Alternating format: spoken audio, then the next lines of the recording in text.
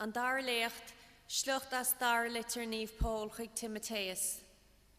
A charamach léif, tá missionis de mo ghortamach mar Ebert, agus is gearwem no go mai mémi. Churme sús tridwa. Chweich ni mémo chorsa, tá gredif cunni agam. Inis tá cron an geart cunni agam, de cunni adom ag an tírna. An brehef cór, le brunna an lá sin. Agus ní saháin, ach chulaghuine fada lo go dúcha sé. Has an tírna lom agus chur sé brí anam. Le go meach an tachtreacht fad fógrithe tríam agus le go glosiach na náisiúna lugé. I ngeall sin, sciub sé slán ó bhéil an leoin mé. Tuirhí an tírna slán mé ó chula onsaí ón olc, agus sáhála sé mé I gcóir riachta neamh. Mola go dó leis. Amen. Sin é bríthir dé.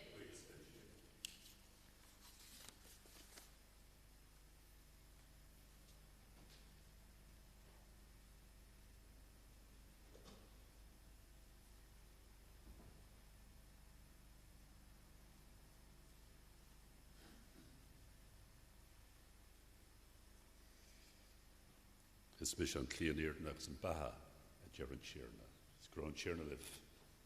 Tá slachtas an soscil néfa the réir Nev Lucas. They recognized him in the breaking of bread. An lá sin an céad lád an seachtain bhí beirt de lucht leanúna is ar an meach go dtí balla a rá I más ar 7,000 ó Jerusalem. Agus bhíidir ag cansla céile faoi gach go rá tar éis tarlú. Le dén gob bheithe córa héan sa isa héin lob agus hiúil séile gois. Ach bhí cuid súl cuinethe le nach na dóidí sé. Nuair tháinig siad gard an bhaile rá siad I dul anmhí sé de go súlacht ar go rá sé ag dul níos fuide. A chuidir ó bogus go crua ar árá. Fan aganna mar tá sé beagnach ina tróna agus gar go mbeidh dearra le an inis.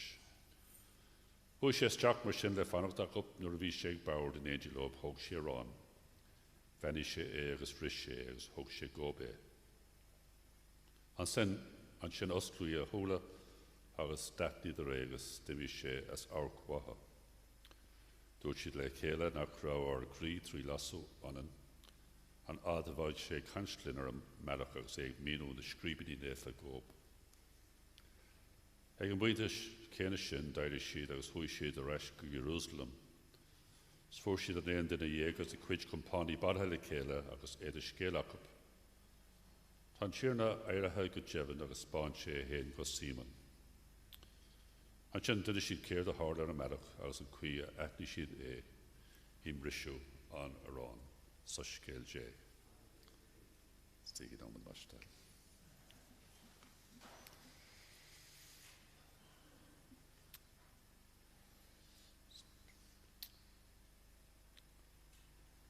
De blinta is Jackra tam kappa bhí ag páric nó nuair a cháilte an sláinte. Agus le na blinta is bhí brú mór ar agus orú sé freisin. An Jackar breth nóir duine ag fallint. Agus ní rá sé aige ach an spirit a bhí tíbhaiste agus bhí an spirit sin fear láidir. Agus beisi agus an tlán fuirdan ma agus a cháirde. Agus rinne sé cuile iarad fan an éidir liv níos fuide agus a dhearra de bhí an spirit sin ón a corp agus tá an spirit sin le fáilis san éir mar dhearra. Agus tá sé tábhaach ní amháin smaoinú ar na léanda sin ach smaoinú ar an saolar fad a bhí aige. Agus sin an fad tá mé ceappa go bhfuil sé go deas agus a rúnach cuine le boiste lasú ag an dearra chumá leis an tús. Tá sé deas machnamh agus cuimhneáin a dhéanamh ar an lá sin a thug a hisismothirí John agus Margaret Highland an led beag gí an Séipéal she's Clock Jordan. Chans nach rá clú ag Pádraig Cadbí Tarlo agus nim kitche rá sé ciún nó beidir rá sé géirí cúpla rud a rá. Ag gá rud a hála in san seamna sin gur benni si dé le isce agus las siad cuineal an cuineal mór seo, cuineal le chásca nó cuineal an dóchas. Agus ag smuoinúir na léhananta sin tá sé a gá cúra sin tá sé fíor tábhachtach bar an tuisce an paidir bhí leis ná go mai Séipéal aige agus go mai an beocht sin go láidir tíbhaiste na chrí. Agus an darród cuineal an glasó cuineal an báiste an cuineal na cásca. An míú bhí le sin gona na búna bhí aige go mai siad an na búna sin a rinch le go leor daoine. Agus mar deartha the rest is history. Tá is a gcuibh go léir faoin cuí a bhí sin an sin a dhéanamh agus é dhéanamh go maith. Agus teachta céile go mór leis an plán is óchad fíor bránach é. Ach tá sé fíor tábhacht a bheith fíor bródúil freisin. Agus sibh cuimhnú agus smuoinú ar na léhananta sin a bhí sibh fásús faoi scá céile. Agus tá mé an cuid den scéil sin tal sé reis thugam nuair bhí mé bret nó oribh sin nuair a bhí sibh beag an seo is de Forbacha nuair bhí mé an seo de sé bliana nó mar sin timpeall ar 7 agus an sin nuair tá sé deachar an chuí an éibrinn sa saoil cuiligúine ach dul ar dús go sasna agus an sin an casmhar bítear Conamara agus an Gaeltacht agus lasrúd éag an tíbhaiste na chrí agus bhí sé an tócaí leis an cultúr agus an tradiisiún agus nuair a chas sé ar Betty tá mí ceappa go rinn sibh glór caint faoíoch sa dearad rinn sibh cinenne teachta reis go dtí an taobh seo. Agus is maithan rud gur hála sé mar thug sibh go leor libh go dtí an cantar agus muintear na háite agus déomháin do cantar seo ach gona Gaeltacht is an tír freisin. Tá mé chun cuireadh thuairt go fionnuala agus éige an cúpla nómad, just cúpla fógla rá. Ach tháinig mé ar an píosa seo is an pápéir agus tá mé ceappa go bhfuil sé fíor iarúnach ar an lá seo. A man with community in his heart and the Gaeltacht in his soul, its tradition and its culture. Anders bó dúirt mé ag tús an Aifreann ná go mé Stephen aige. Agus tá mé ceappa i gcónaí go bhíonn Stephen duine tá slí na fíorna dúir tá aige go bhfuil sin bhfuil sibhse ócé agus ceart go leor as tá mé ceappa go bhfuil. So nuair tá sibh ré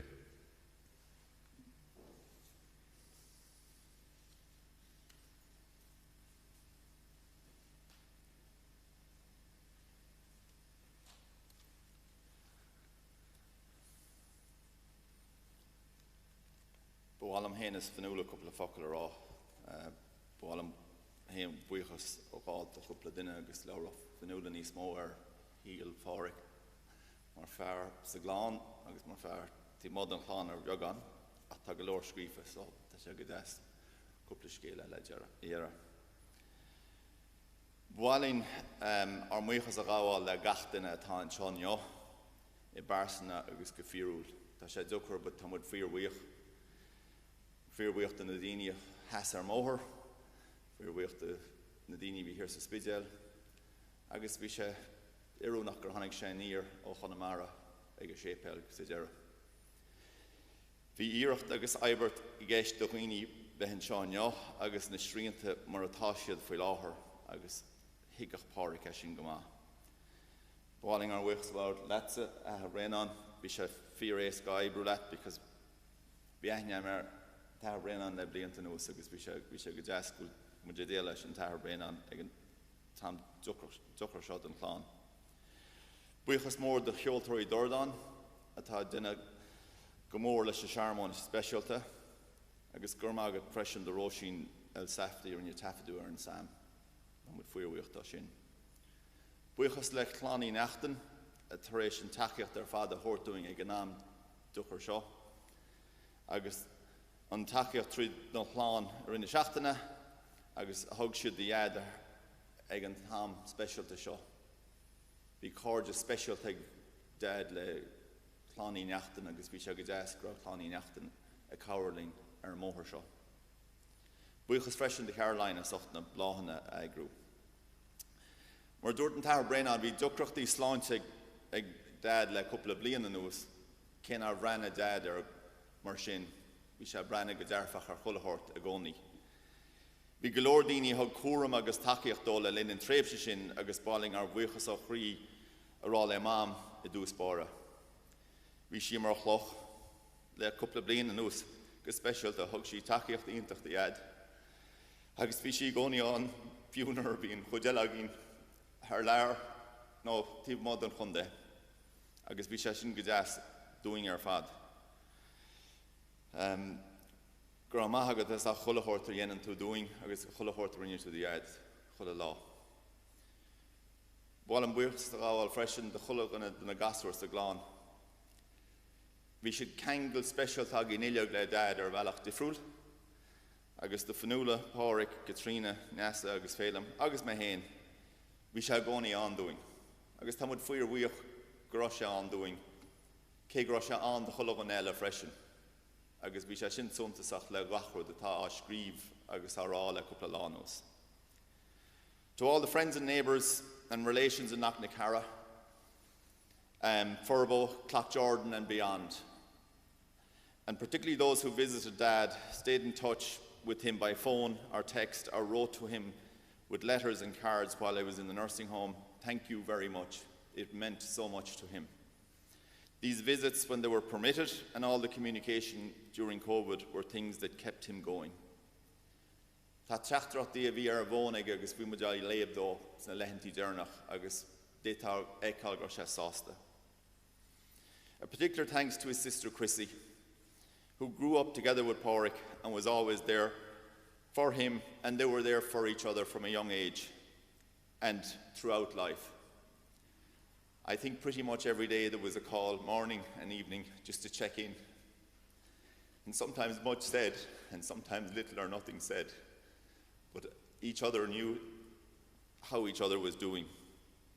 In addition, I'd like to acknowledge Tanti and Caras Farah Viega, Martina, Maureen in Knocknacarra, Taig, agus Michelin in Sarabé tas the rank a bhí iontach Owen Marchlan agus the Pádraig. Dad had many achievements in his lifetime, particularly through his work, both his job and the numerous voluntary committees and projects that he gave his time and expertise to.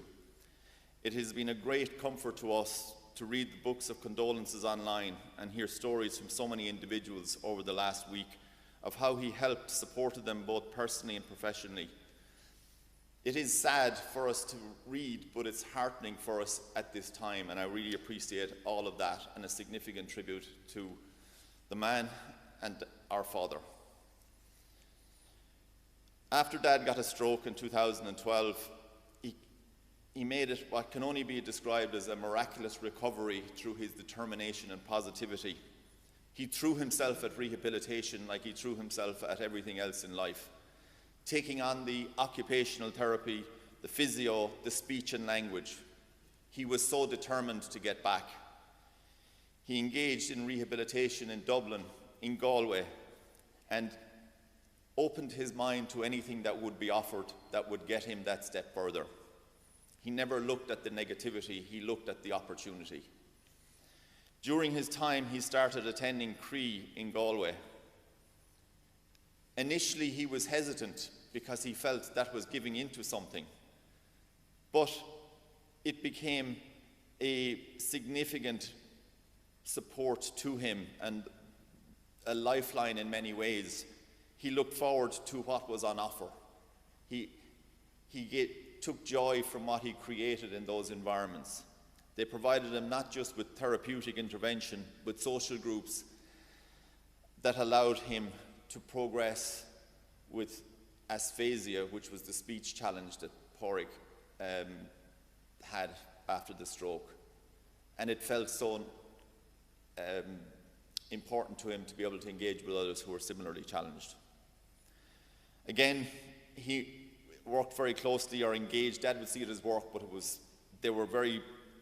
he was engaged with the hospice as part of his care. The hospice provided him with an outlet. They collected him, they brought him to bingo and other things, but they also looked at his health in a way that enabled him to get insights that he may not have had. And it was exceptional all the way. Despite all the various medical issues Dad overcame and rallied, we collectively made the decision with him that possibly he needed more care. And he took that journey to Mike Cullen, to Anchilach-Illen. Dad always saw it as a temporary arrangement because that was how he felt. That was what inspired him, because he felt that this was somewhere where he would progress to further himself when that would be at a level required. It was great sense for us that the support he got from all the staff who cared for him over the last 3 years. In particular, we'd like to call out Catherine, but it's hard to call out anybody in particular always because there was so many who cared for him so dearly. In addition, Dad had a good medical team, and it was a team. His GP, Nollaig Houlihan from Kappa, and previously Dr. El Safdie from Barna. His vascular surgeon, Professor Sultan, and the team in Galway. His geriatrician, Mr. Walsh, and the oncology and hematology team led by Dr. Neil Lynchy in the University Hospital have all been very kind and supportive to his complex issues. And he always wanted to be in control of them. He insisted. That was part of Pádraig's personality, and it was always interesting to get given out to when you gave your input at an appointment. We'd like to take this opportunity to thank all of those people because they sustained him and gave him hope about how he could recover from all of the challenges that he had. We would also like to take the opportunity to thank the staff that were very focused and supportive in his latter days, the palliative team who saw him, and the nurses on the Claddagh ward, Mairead and Chrissy, who were so compassionate to both him and us over those last number of days. Cé nach rá daoine an am a beisteach sa Séipéal nin mohín muid an takeíocht do chreidte tá webh. Idir na daoine a heasar móthir, na daoine a cheol bia bláhanna dearfáin agus daoine ofráil tacu ar bith ar bhealach ar bith, gur míle maithagíh go léir. Cé nach féidirling ceilóra, tá sé an intin ag a glán ceilóraí ina nuair támuid an an. Agus bháling gomach sé befanacht ar an dáta agus leúna dé ní bhaid sé sin roiád a bhain ach ba ihe ceol agus crack agin átégan go luail do Pádraig agus dóib siúd a bhí leis tríd na blianta. Bála mí ar fanúla cúpla focail a rá faoi Pádraig agus faoi rudí le déine leis a glán. Bhla de dhéad. Tá sé imi bhain agus támuid críbriste, fear cinálta fleithúil dígurseach agus tuiscinach, a tháinig go drá daoine agus an síl le crí oscailte, fear uasal a dá go rion ar a chláán, ar phobal na Gaeltachta agus ar an tír seo. Bhí fís ag Pádraig go bhféadach an Gaeltacht a bheith furafa agus neamhsplach, agus go bhféadtaí cultúr teanga agus dulchan cín economíochta a bheith fitte fútil in chéile. Bhain sé an érid sin pléisiúr as a chud oibre. Níl mórán in ar meas go ardín gach maidin le gleondar sa grí faoin lá oibre atá ráin, ná le tuiscint go bhfuil muid páirteach lárneach i bheachtas atá ní smóna muid féin, agus agin ar athraithe bonúsach a chur a bhaim sa sochaí agus sa bobbal háartarn. Sa bhéid sin, heistil me dhéad suas síos na tíre ó hua ag so yes, maidin bhí sé na Forbacha am Luain in Ghuidóir, agus a rásaíocht I dro chorca goibhne don Tránóna, agus nóid hí na penalty points ag il in sin a chrothú. Bhí grá doch daingan ag Pádraig ma dhéad den Ghaeilge, agus thug sé sult as cuimseóg gur chas sé a híal lárneach a cosint agus a devnú an teanga. Agus gur thug sé féin agus mawam muids le Ghaeilge. Agus nóid bhí grá doch daingan ag don cheol, don ománíocht, stair agus cultúr na tíre. As we gather from many corners in these times of great restriction and hardship, we profoundly mourn the loss of Pádraig Ó hAoláin, our dad. We are deeply conscious of all of those who cannot be with us today, whose lives he changed and bettered, whose friendships he valued, and for many family members who stand outside and not inside, and hold us all up as we let him go. He was a man of valor, of extraordinary intellectual talents, who held a reservoir of kindness and humanity that shaped his life and the lives of those around him. Channeling the words of Seamus Heaney from his translation of Virgil's Aeneid, Pádraig, quote, took hold of life boldly and duly. He was a warrior, all the more so in the final years of his life as he battled with deep fortitude health challenges, and he never ever lost his love of life or his thirst for presence. He loved us all deeply and profoundly, and all of us, from the very smallest, from little Fia up, knew that. His friends will remember his humour, his generosity of self, his undulating capacity to listen, to hear you, and to give of himself beyond measure. Dad was born in Cloughjordan, County Tipperary, where generations of Cloney hAoláin, the Highlands, have lived since the late 1690s. He's the much-loved brother of Liam, Paul, and Chrissy, and as Aegon has said, deep, deep connection there is acutely feeling his loss today. We have gratitude that he and his brother Sean are now together, smiling and dissecting old hurling matches played for Killerwan MacDonagh hurling team, that great, great hurling team. A gimmert omaníocht yeshte. Having a split allegiance between Tipperary and Galway is not an easy road for a hurling man, but Dad managed it magnificently by producing regular supplies of All-Ireland hurling tickets for both sides and keeping everyone happy on both sides of the historic divide. Great memories of Semple Stadium, Knockbanks, Porcachroki, and homemade sandwiches for an army, agus crack agus le chéile síos tríd na blianta ilig. Aegon and Oisín in particular keep on the family tradition of regular match attendance, and until the very end, Dad was avidly listening to matches and sports of all kinds. As we spent our last hours with Pádraig, the Ireland-England rugby game was on, and we're sure that he had a wry smile as Ireland beat England on the last day that he spent on this earth with us. And I also just want to acknowledge Aegon here, who's thanked everyone but himself for the great support he showed my dad at the very, very end, particularly Gurmahagat Aegon. So Dad loved bringing us all together. He loved family, and he loved entertaining his friends. A fine dinner, a really good battle of Chateauneuf de Pape, Cólúidir agus Caints, particularly on a Sunday, keeping tracks of all the comings and goings of a busy family found variously in New York, Paris, Tel Aviv, Minneapolis, Ballaclia, Belfast, Corky, and the Netherlands. The rhythms of our lives were in coming and going, and he was at the heart centre of that, all the more so as our family expanded with grandchildren.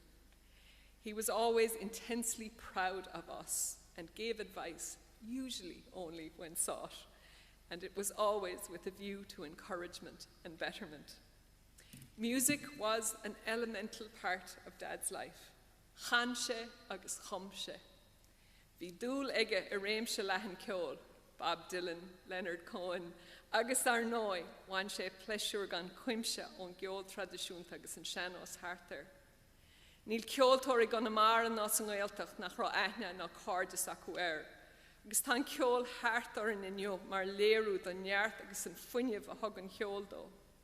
Sna lehantí deire a bhí agamsa leis, chanmuid le chéile.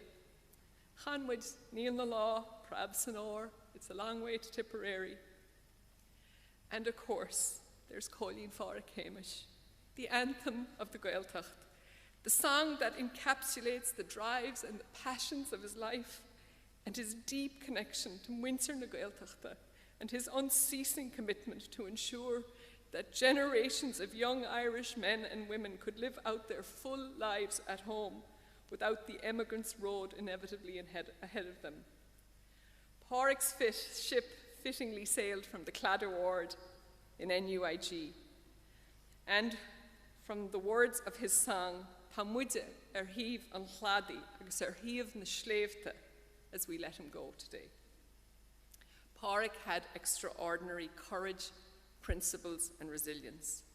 From a very small child in Ballystina to working on the harsh building sites of London for a time, coming to Connemara with my mother Betty and 3 small children, myself, Pádraig Cullum agus Éagan, in the early 1970s, and later adding Catriona, Nyasa and Phelim, to holding the line on issues of principle that shaped the culture and economic life of the Gaeltacht from the 1970s onwards. He always, always had purpose and direction. I want to capture his courage, particularly in these last years, and to do that, I lean into the words of Antáin Bó Cúailnge, quoting, "That same great courage can be found in the famous blacksmith's hound, Cuchulainn." His courage, though, was not a momentary or passing thing. It was ingrained, and one of the phrases he would often use to us as children and as adults was, "Conn Vishni, no, níor hepar bheanna Vishni riamh." Bachasciach é ma dhéad, agus támuid níos lú gan é, agus den chéad glúin eile, Éitan, Noah, Malachi, Oscar, Oisín, Absalon, Tomá, Cillian, Éinín agus Fia. Nuair a dhearras muid lib, nach mé a lehead a rísean, tá na focail sin fíor ach ar bhealach nach me se banana hiiscint go fóil, ach bé a rís agin mar a dúirt Éagan, agus bé seans agin an cheilúir a sever a dhéine an síl dearafach agus súntasach a bhí aige. Líoch ar lár, duine úsal, ag sciobba ó Cóilín Pádraig Hamish, tá do long a dul anún inniu a dhéad, agus bé tú hall. We mourn your loss. Our lives are lesser without you, but everything of it was such a blessing. Yeshte gra animosum.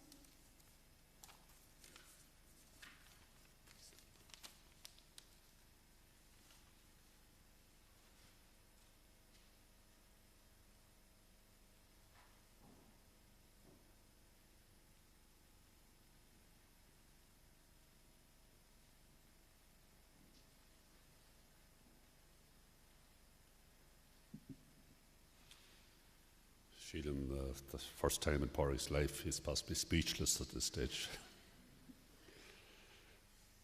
Yes, Jagro, Anam, agus Amna, can if you're in Illig. Amen. Agus, Turbe Quirinish, Katrina, Chucks, Kilahai, Gwyn Fobble, Mashtar.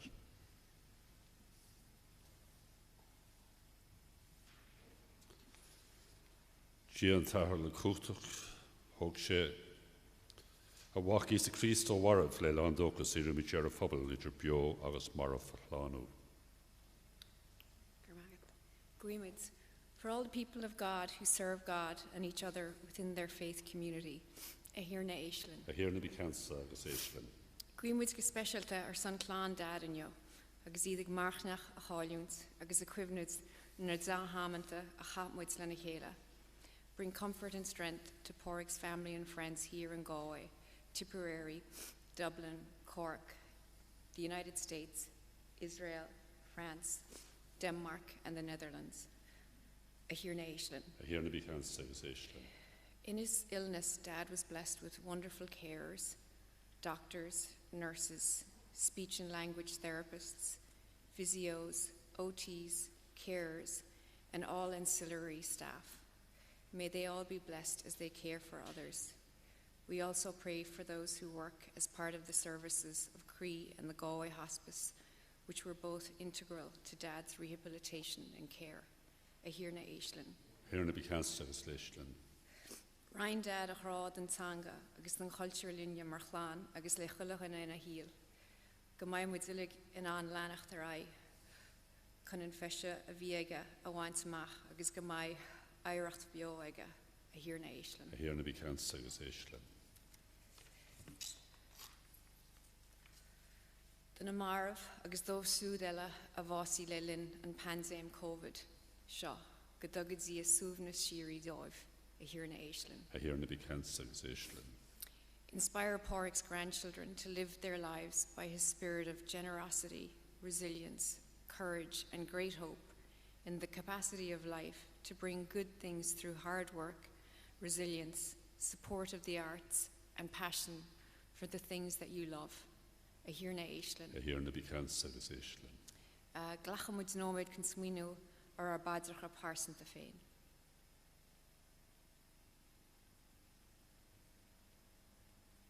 A Hír na Aifreann. A Hír na Bíchans agus Éisleán. Hír na Aifreann ar an ornathe ar san ar an ratharcha agus ar an rafuairge tá marmh. Tuair muchnas góp in a becí go léir agus tuair omland ar lánathe góp sinné ar muid a thugad trí Christ ardtíarna. Is an tradition an príomh cuairtá an sa Séipéal an bard geal mar a dearra is an ghaeltacht the mystery table. Canglager muid an seo agus de flachis freisin. An líad a jazz sin a bhí ag dearra an soscéil datní de ré is a cuiamh risé arán. Aithní siad é risú an arán that they recognized him in the breaking of bread. It's lovely line. Because it sort of says you sort of recognize the spiritual goodness of a person in the way they break bread with people in so many ways, in so many areas during one's lifetime.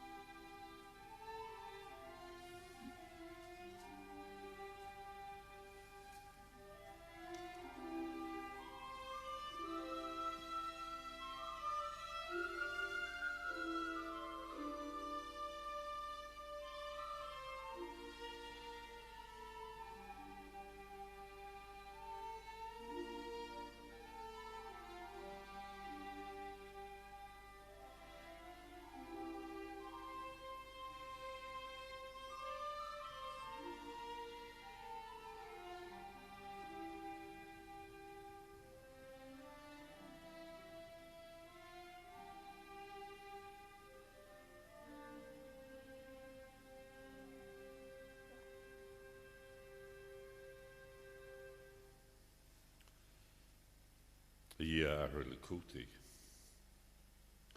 of Ronmage and Taffershire, which here in the Throkra, her son Slano, Pádraig, Infamy Jort go make the walk in a brave canasta, a contation and credge go down in Guroshe, Ega in a Slano or Grok, Shanair with a hugget, 3 Crees start here. Scron Chirna live, Togi give a Bria and Orja. Scawish buikas leis an tíorna dia. Is cartachas is cordún go jeb and is cuiagas is tarfach buikas a gaud at the heroes in Gacach. here na nefa iad a cúta hiri trí Christ ar Jearna. Oras streets na Lunry Docus and Asheri Glowar orin. I droi chaha couldn't keintach an Bosch Bronor gur Avor Luaro acu Geltanas na Baha Shiri. The Direna year needs the Washak Madarch Baha as the elector Law and Torasha and a gahan she tamlabos corritor Horace Boongob Nyav. Emission Morenish na Hanglags lish na Hardangel lish na Throne agus lish na Cheerness. Agus the Slocha in the Flahish Canamich Doon to the floor. Ora, Ganstad. Is nefa who. The here the G in the slow, ta navigas talav flander the floor, Hosannas na Harda. Spanning theatre chat and a Cheerna, Hosannas na Harda. I hear the G is nefa who go fear nook is to top of the nef, the Galair Navy Martian in Pubijort, the Brunton of Charlotte, rooked the spirit. Convenient with even our gore corpus will our Jearna is the Christ. Dolan she and Fosh the own hen was Rovisha who Suska the Hesta, Hog she and Theron, go she buikas lad frish and Theron, Agus hug the Yeshkipul Ara, Blackie is a hiki illa Esha, or say Shama Harpa Harfer, Warsan.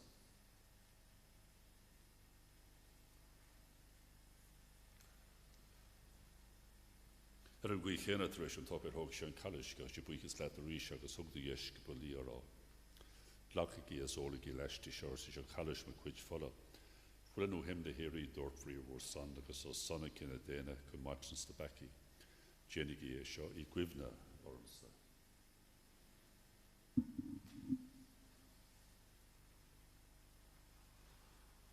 Agus fógra bis rún jíbar an creideh Isa fúta básar ar son, Jerry to a wargus chuki to rish. The réir sinna hir na dia cuimne dún ar bháis agus ar Sherry Christ. A frán muid gwitcher on the bahagus calish an planha. Scan muid buikas lad tusk gur a fiú lad sinna bheithan ar shasa de láhar ag fón of gwitch. Here muid go húlort gan in tófi le céile le cúpt an spirit nave. Sinna tá pártgi gorp agus I bhfuil Christ. Tóchan cuimhne here na dia daglas a fod an dam, nertí sa cart nach I. I cuideas ar an arbaba Princias agus len ar asbog Brendan. Cuimhne inniu Pádraig, a tlító hugad féin as an sailse, sa bastúr in ran Páirteach I bháis Christ túrgó ver ran Páirteach in a Sherry freisin. Cuimhne freisin ar a muintir héna fúrbás agus I ag súla Sherry Glover. Cuimhne ar siúd ile táim íor slína fíorn agus fáidir rompuis Jackie salas do glóra. Gen trócra orin ile impumi jardonas commution of a Páirteach sa bathe hiri. Can tú a wallógus a glóra I cuideas na maidin mura máthart sé.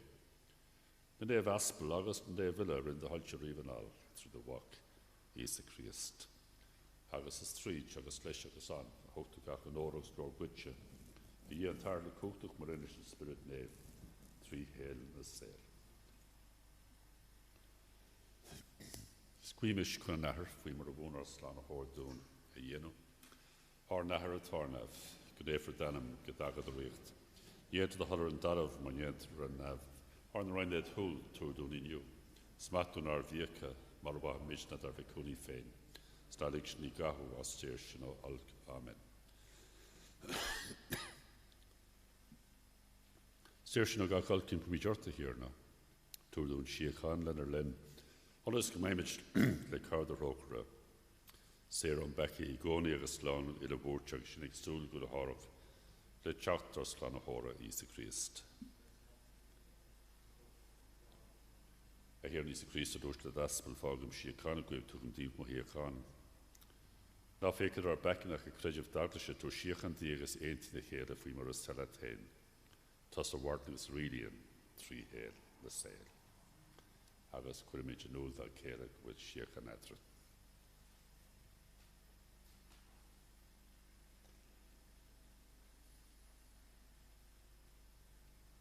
Aún dé agus pecian down gen trócra orin. Aún dé agus pecian down gen trócra orin. Aún dé agus pecian down túrdún siachan. Seo hé ún dé seo hin té hogan pecian down as méan do siúda fór cuire chun séire an ún. Here in the few meg, took my and Abrish and Fogel as lice.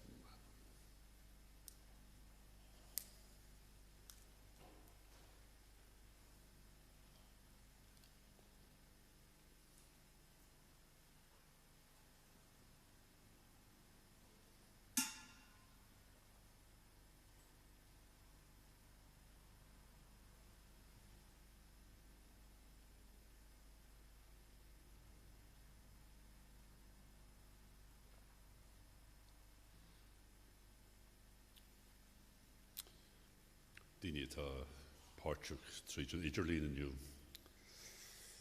Céhfuil si bhfuil si bhfuil an trán a tlachu. Cuimhnú ciúnas do chríse go bhfuil an tíorna I go main len. That in the silence of our hearts, let us be aware of God in communion with us.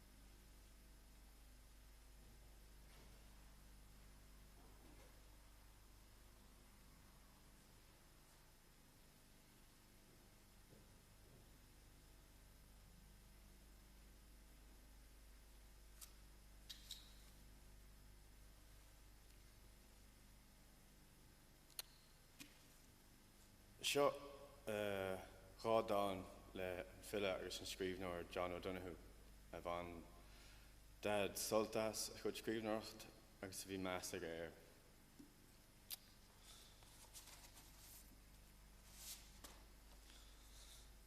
An Pádraig. Nos ceol na farige tagas sa bhosca an sailach. Ag bringlóds íar hí féin an bhriglóds céine ó I bhad a géin. Ag snáb go séimh idir rá agus tuile na séad a bheithe uaire.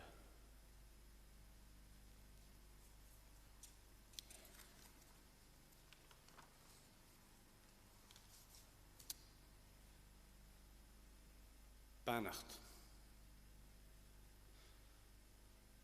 On the day when the weight deadens on your shoulders and you stumble, may the clay dance to balance you.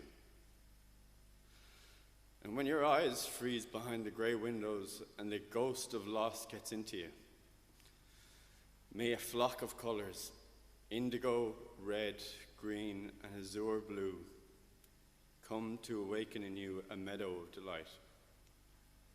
When the canvas frays in the currach of thought, and a stain of the ocean blackens beneath you, may there come across the waters a path of yellow moonlight to bring you safely home. May the nourishment of the earth be yours.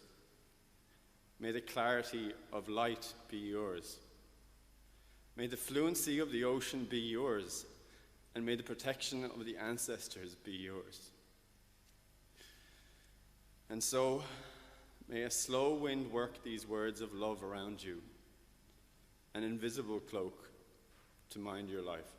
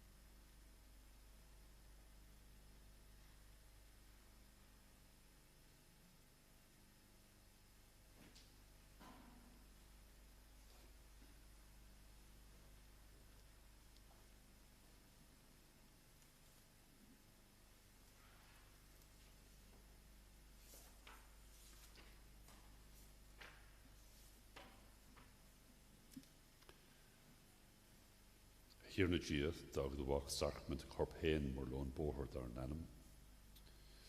Johnny gestrishvi, Pádraig, ken schriebe. I geli schriede vik, den ik hauer. Shneer me behogat 3 free start hier. Sgran Shirna live. Stana Pádraig, Zajera, smudget Bano and Kuntra. We have the final blessings of commendation.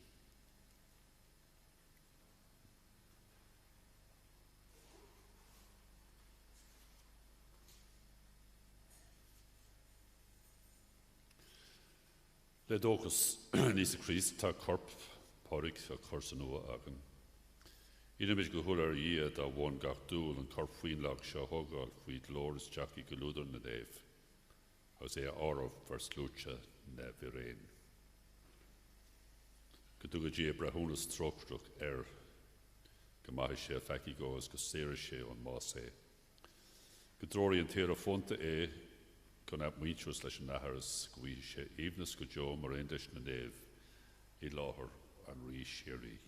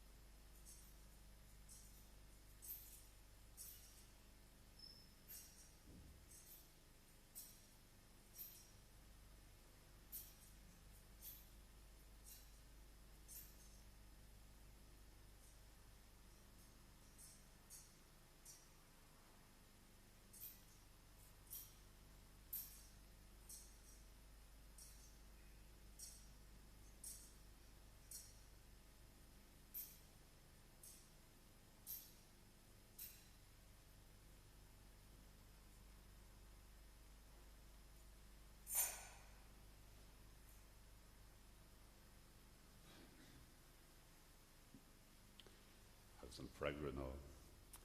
Fáilcí ra bheith anam agus tugaí láthar an taobh áirde é. Fáilcí ra bheith anam agus tugaí láthar an taobh áirde é. Corrigi leis an éibidé tugaí faoi dhéan a England tíorna, fáilcí ra bheith anam.